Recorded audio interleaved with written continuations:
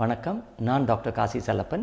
Create Fertility பெங்களூரில் நான் fertility கன்சல்டண்ட்டாக இருக்கேன். இந்த வீடியோவில் நம்ம பார்க்க போகிற ஒரு முக்கியமான விஷயம் அது என்னென்னா IUI, அது போக IVF இதுக்கான வித்தியாசங்கள். ஏன்னா இது நிறைய பேருக்கு இதுக்குரிய புரிதல் இல்லாததுனால இந்த வீடியோ பண்ண வேண்டிய அவசியம் இருக்குது. அதை பற்றி நம்ம இன்னும் கொஞ்சம் டீப்பாக பார்க்கலாம் வாங்க. நீங்கள் IUI பண்ணுறதுன்னு முடிவு பண்ணதுக்கப்புறமா உங்கள் மருத்துவரை மாதவிடாய் 1ஆம் நாளோ இல்லை 2ஆம் நாளோ சந்திக்கிறீங்க. இந்த சந்திப்பின் போது உங்களுக்கு மாத்திரைகளாகவோ ஊசியாகவோ மருந்து ஆரம்பிக்கப்படும். இது ஏன் கொடுக்குறோம் அப்படின்னா, இது உங்களுடைய முட்டை வளர்ச்சிக்கு உதவிகரமாக இருக்கும். இதுக்கப்புறமா உங்களோட மாதவிடாயிலேருந்து 9ஆவது நாள் உங்களுக்கு ஒரு ஸ்கேன் இருக்கும். இதில் உங்களோட முட்டை வளர்ச்சி அளக்கப்படும். இதுக்கப்புறமா ஒரு குறிப்பிட்ட அளவு முட்டை வளர்ச்சி ஆனதுக்கு பிறகு முட்டை வெளியாகிறதுக்காக HCG அப்படின்னு ஒரு இன்ஜெக்ஷன் கொடுக்கப்படும். இப்போது உங்களோட கணவரின் விந்தணுக்களை கேட்போம். கிளினிக்கில் அவங்க விந்தணுக்கள் கொடுத்ததுக்கப்புறமா அந்த விந்தணுக்கள் சுத்திகரிக்கப்பட்டு உங்களோட கர்ப்பப்பைக்குள்ளே செலுத்தப்படும். இதுதான் IUI ப்ரொசீஜர். இப்போ IUIக்கான புரிதல் உங்களுக்கு ஓரளவுக்கு இருக்கும் அப்படின்னு நான் நம்புகிறேன். இப்போ நம்ம IVF பற்றி பார்க்கலாம்.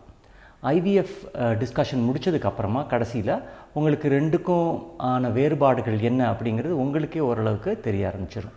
இப்போது IVFலையும் நீங்கள் மருத்துவரை 2ஆவது நாள் சந்தித்ததுக்கப்புறமா ஒரு சில இரத்த பரிசோதனைகள் இருக்கும்.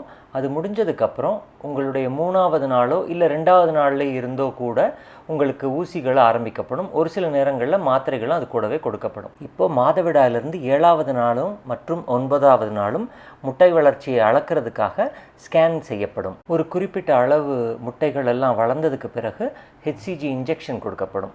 இதில் நம்ம புரிஞ்சிக்க வேண்டியது என்னென்னா, IUIயில் நமக்கு 2 முட்டை வந்தால் போதும். ஆனால் IVFை பொறுத்த வரைக்கும் நமக்கு நிறைய முட்டைகள் தேவைப்படுது. HCG இன்ஜெக்ஷன் கொடுத்ததுலேருந்து 34லேருந்து 36 மணி நேரங்களுக்கு உள்ள முட்டைகளை வெளியே எடுத்துருவோம். இது அல்ட்ராசவுண்ட் ஸ்கேன் உதவியோட தேட்டரில் செய்கிற ஒரு ப்ரொசீஜர்.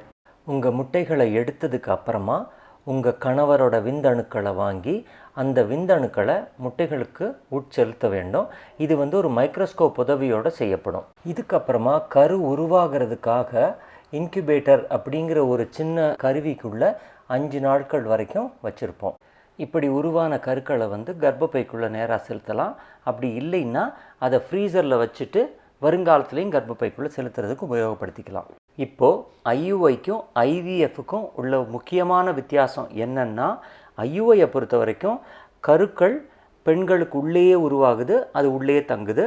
ஆனால் IVFில் கருக்களை வெளியில் உருவாக்கி அதை கர்ப்பப்பைக்குள்ளே செலுத்துகிறோம். இதுதான் முக்கியமான ஒரு வித்தியாசம். இந்த ப்ரொசீஜரை பற்றி உங்களுக்கு வேறு ஏதாவது கேள்விகள் இருந்துச்சுன்னா என்னோடய இமெயில் அட்ரஸ் கொடுத்துருக்கேன் கீழே. அந்த இமெயில் அட்ரஸ்க்கு நீங்கள் எழுதுங்க. நான் கண்டிப்பாக உங்களுக்கு ரிப்ளை பண்ணுறேன்.